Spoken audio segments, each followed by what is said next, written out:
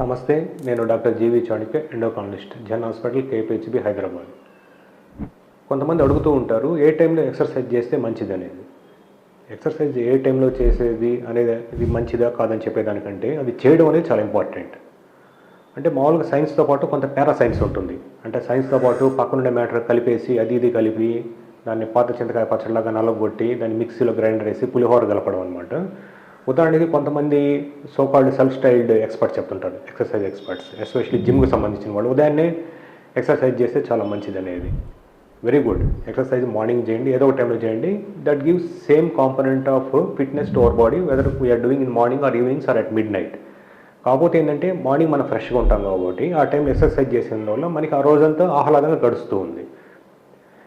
కానీ కొంతమంది gym instructors కానీ ఇట్లా సూడో సైన్స్ గురించి మాట్లాడే వాళ్ళు ఏం చేస్తారంటే, మార్నింగ్లో టెస్టోస్టెరాన్ హార్మోన్ ఎక్కువ వస్తుంది కాబట్టి ఎక్సర్సైజ్ కలిపితే టెస్టోస్టెరాన్ చాలా పీక్ అవుతుంది, అప్పుడు మీకు ఇంకా మంచి బెనిఫిట్ ఉందని చెప్తుంటారు.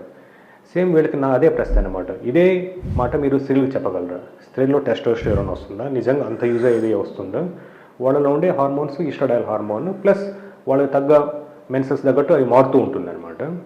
సో నేను జనాలు చెప్పదలుచుకుంది ఏంటంటే, ఎక్సర్సైజ్ ఏ టైంలో చేసాము అనే దానికంటే ఎంతసేపు చేసాము, ఆ ఎక్సర్సైజ్ నిజంగా ఎంజాయ్ చేయగలిగామా, కేవలం అదేదో డ్యూటీ లాగా బదనాయంగా కాకుండా వాటిని మనం రెగ్యులర్గా అంటే పర్సిస్టెంట్గా చేయగలమా లేదా అనే దాని మీద కేంద్రీకరించమని దాని మీద వాళ్ళ దృష్టి కేంద్రీకరించమని నా మనవి. నమస్తే.